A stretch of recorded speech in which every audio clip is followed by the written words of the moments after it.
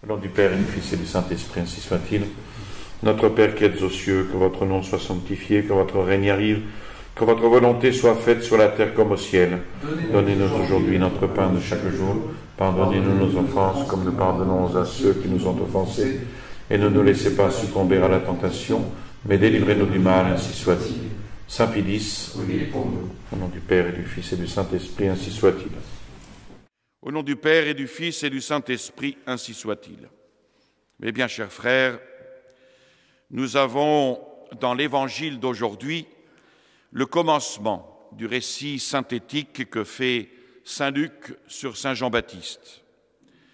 Depuis le commencement de ses prédications jusqu'au baptême de notre Seigneur, et il marque soigneusement la date et le thème de sa prédication. La date est très solennellement indiquée.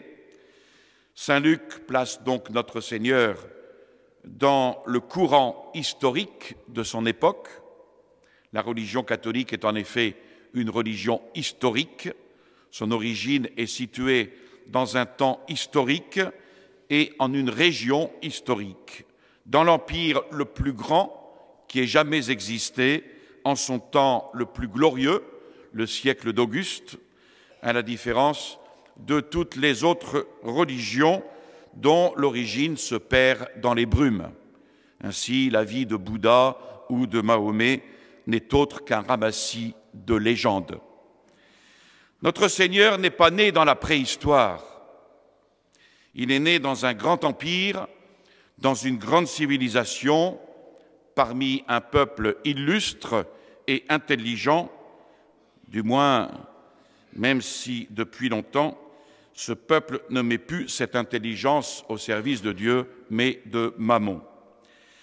La vie du Christ, donc, nous est arrivée en 4 chroniques de témoins oculaires, avec toute la finesse du style oral hébreu et écrite dans la langue la plus fine et la plus civilisée du monde, le grec. Peu après, les chrétiens étaient connus à Rome.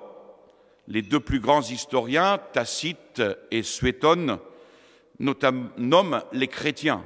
Tacite nomme le Christ. Et les pères apostoliques, en commençant par les lettres de saint Ignace, martyr, et de la Didaché du IIe siècle, commencent même à citer les évangiles, de même que les hérétiques. Ce qui prouve leur authenticité, car ils étaient contemporains. Et si par un impossible les 4 évangiles se perdaient un jour, on pourrait même reconstruire les textes rien qu'avec les citations des saints pères de l'Église. Donc en résumé, la naissance du christianisme et de son fondateur est sous une espèce de lumière réfléchissante. Ainsi, saint Luc énumère tranquillement les autorités civiles et religieuses en Palestine quand saint Jean-Baptiste commence à prêcher. La matière des prédications de saint Jean-Baptiste, elle est simple, elle est immense. Il prêche 2 choses, la morale naturelle d'un côté et de l'autre, la présence du Messie. Lui, Jean, est l'indicateur du Messie. La morale naturelle était nécessaire comme une préparation à la morale du Messie. Mais la morale naturelle, nous le savons, ne suffit pas. On ne peut même pas la pratiquer sans la grâce. Les 2 vont ensemble. Et l'hérésie actuelle a justement fabriqué des ciseaux entre les 2 et a fait sauter la morale surnaturelle en attribuant toutes ses conditions et tous ses pouvoirs à la morale naturelle basée sur la raison et sur le sentiment de l'homme, ou pire, sur son orgueil. Aujourd'hui, on appelle la morale personnaliste, qui n'est autre qu'une morale kantienne, morale autonome, morale laïque, morale sans dogme. C'est une morale falsifiée, une morale trompeuse, parce qu'elle exige de l'homme ce que par lui seul il ne peut accomplir. C'est comme si demain, je vous forçais à monter sur la coupole de l'Église en vous procurant une échelle sur laquelle manqueraient les derniers barreaux. Rien de tel pour vous envoyer tous au casse-pipe.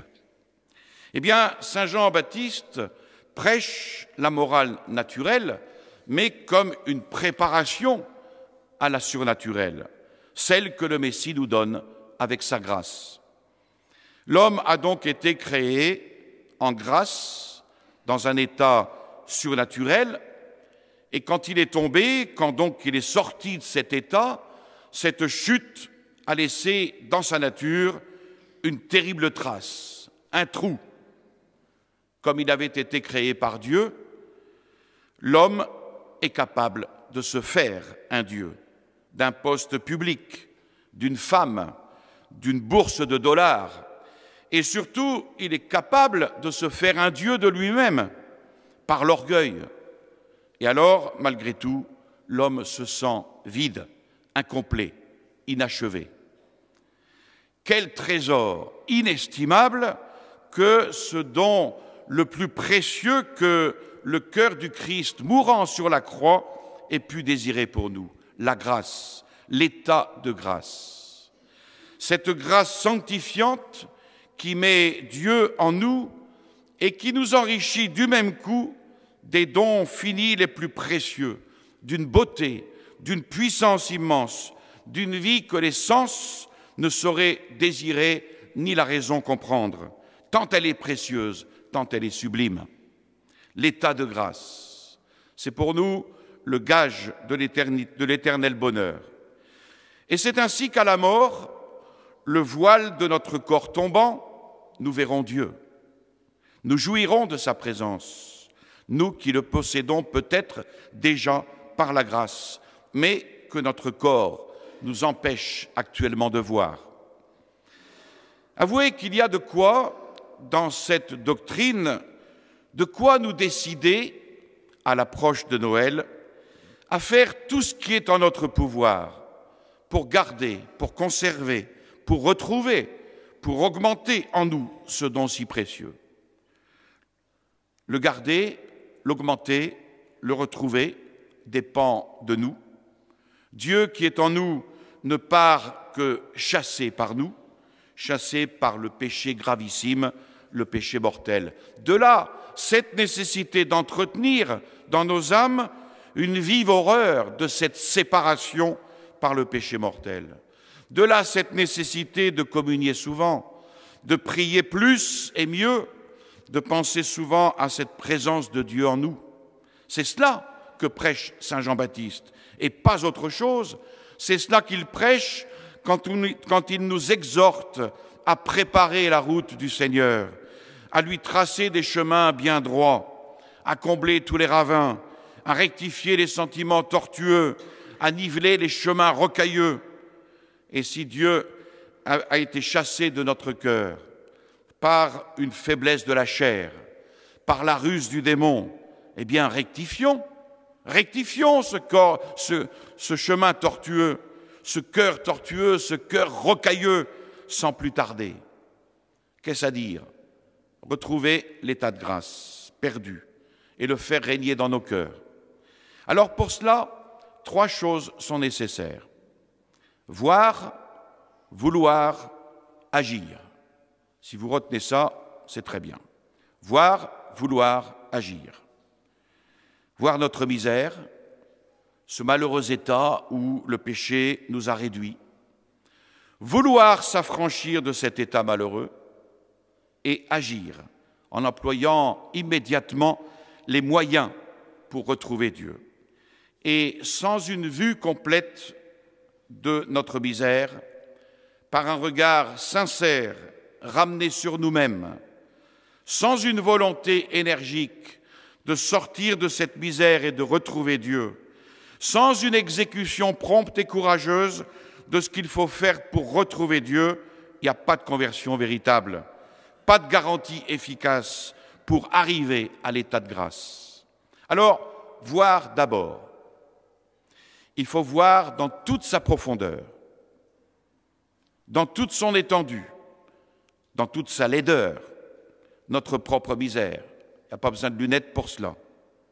se voir après avoir commis un péché grave ou plusieurs, se voir tel qu'on est, et de ce face-à-face avec soi-même, se dire alors ce que tant et tant de fois on nous a enseigné sur le mal souverain et par excellence. Oui, je suis un misérable, puisque j'ai chassé la Sainte Trinité. Je suis ruiné parce que j'ai perdu mon Dieu et mon tout. Je suis un esclave, l'esclave du démon. Telle est la première condition, le point de départ, bien souvent, pour aboutir à retrouver Dieu. Et cette reconnaissance sincère, simple de notre misère, cette humble confession de nous-mêmes, devant nous-mêmes, il est vrai, répugne à notre nature. Répugne à notre nature humaine. On n'aime pas à se donner en spectacle à soi-même la vue de ses propres misères morales. De là ce besoin étrange de sortir de soi, de tout voir, de tout contempler, excepté soi-même, de s'examiner, de là pour ne pas s'examiner, ces efforts faits pour ne pas entendre les reproches de la conscience, et même, afin de rester dans le péché, ces efforts pour nous raisonner et croire qu'après tout, ce péché commis n'était peut-être pas si grave. Oui, il nous répugne de voir le mal qui est en nous, mais il est capital pourtant de bien le voir pour en sortir, comme il est nécessaire à un malade pour guérir, de faire un bon diagnostic, de voir la réalité de son mal. Lisez l'histoire des grands prévaricateurs revenus à Dieu. C'est par là qu'ils ont tous commencé. À toutes ces heureuses réconciliations avec notre Seigneur, vous reconnaîtrez ce point de départ, un retour sur eux-mêmes, une vue, un aveu, une confession devant eux-mêmes de leur état si malheureux. Et s'il nous était arrivé de les imiter dans leurs égarements, eh bien, ayons le courage de les imiter dans leur réconciliation. Commençons par voir notre misère, par voir l'horreur du mal, qu'est le péché mortel, de ce mal qui sépare de Dieu et qui conduit à l'enfer éternel, fixé pour toujours à celui qui, surpris par la mort, se trouve dans cet état. Cette vue, cet aveu d'un tel malheur inspire sans aucun doute la volonté d'en sortir et de retrouver l'état de grâce. J'ai donc dit premièrement voir et maintenant vouloir. Après avoir vu sa misère, il faut vouloir en sortir. Ça, c'est le second acte qui prépare le recouvrement de Dieu. Second acte indispensable, nécessaire. Parce que si la volonté a chassé notre Seigneur Jésus-Christ par le péché mortel commis, cette volonté même doit reconquérir ce divin trésor. C'est par la volonté que le pécheur s'est perdu, c'est par un acte de la volonté que le pécheur doit se sauver. Et Dieu, dit saint Augustin, Dieu qui vous a créé sans vous, ne vous sauvera pas sans vous. Ce Dieu que nous avons exilé de notre âme ne rentrera pas dans cette âme si nous ne le voulons pas. Et pour le mettre de nouveau en nous, il faut le vouloir. Mais j'entends déjà le pécheur me dire « Je voudrais bien retrouver Dieu, mais j'ai peur de lui, car j'ai gravement offensé. » Mais comment donc avoir peur d'un Dieu si bon? La bonté, c'est sa nature, disait saint Léon. Et notre Seigneur est venu sur terre pour être sous une forme humaine, sous la forme d'un nouveau-né. Il est venu sous la représentation la plus authentique de la nature divine. N'a-t-il pas dit de lui-même « Je suis le bon pasteur » ? Alors sans doute Dieu est juste, mais tout en étant juste, il y a au fond de sa nature la bonté. Et qui oserait opposer justice et miséricorde? Mais ne voir en lui que la justice, c'est le dénaturer, c'est l'anéantir. Il est juste, c'est vrai, surtout devant le mal. Mais à ses yeux et surtout devant sa bonté infinie, le repentir, c'est le retour à l'ordre. C'est donc un bien. Voilà pourquoi Dieu est infiniment bon pour le pécheur qui veut sortir de son état malheureux. Et Dieu semble nous dire, mon ami, si tu as le malheur un jour de te séparer de moi, sache que si tu veux te réconcilier et repartir résolu, tu seras pardonné. Et pour t'aider à me retrouver, pense à mon amour qui n'a pas reculé à donner mon fils au monde, dans une crèche à Bethléem et sur la croix. Pense à mon fils qui a passé sa vie à pardonner et qui est mort en pardonnant. Et pour t'aider à me retrouver, voici que je mets à ta disposition un moyen infaillible pour réussir, le sacrement de pénitence. Voilà le langage de la bonté. C'est dans le souvenir de cette bonté infinie que nous trouverons le courage de vouloir retrouver Dieu. Et ce courage, c'est aussi, bien sûr, dans la prière que nous le puiserons. Le pécheur, en priant, prépare la voie de son retour à Dieu, parce que la prière du pécheur incline vers lui le cœur de notre Père céleste et le dispose à retrouver l'état de grâce. Le courage de vouloir retrouver la liberté des enfants de Dieu. Ce courage, nous le puiserons enfin dans la pensée que non seulement nous serons pardonnés, mais aussi que nous serons remis en possession de tous les biens spirituels que nous avions avant de commettre le péché mortel. Ainsi donc, voir et s'avouer franchement sa misère, c'est vouloir ensuite résolument en sortir. Tels sont les deux premiers actes qui préparent à la réconciliation du pécheur avec Dieu. Et donc un troisième acte achève cette réconciliation. Il faut agir, faire le pas, un pas qui peut être dur à certains, mais un pas qui est à faire. Serions-nous hommes ou femmes dignes de ce nom à ne pas faire ce pas? Agir, c'est donc se confesser. C'est user du sacrement de pénitence comme d'un moyen ordinaire que Dieu a établi tout simplement pour remettre les péchés, qui est une preuve sensible de notre pardon.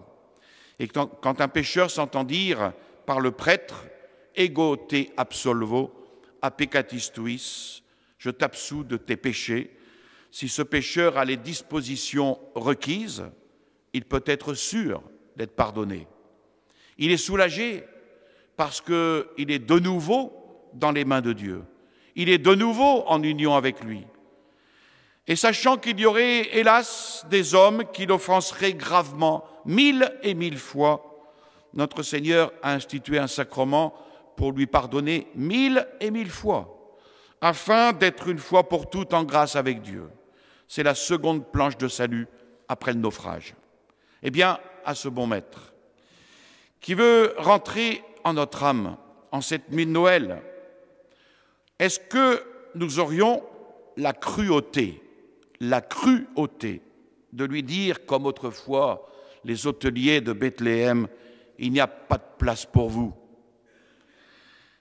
Il n'y a pas de place pour vous, comme disent les laïcistes de tout poil. Est-ce que nous voulons vraiment leur ressembler? Quelle hospitalité lui donnerons-nous lors de cette messe de minuit? Alors, point de secret, point de réserve, point d'hésitation, point de respect humain, point de dureté de cœur pour un pareil hôte.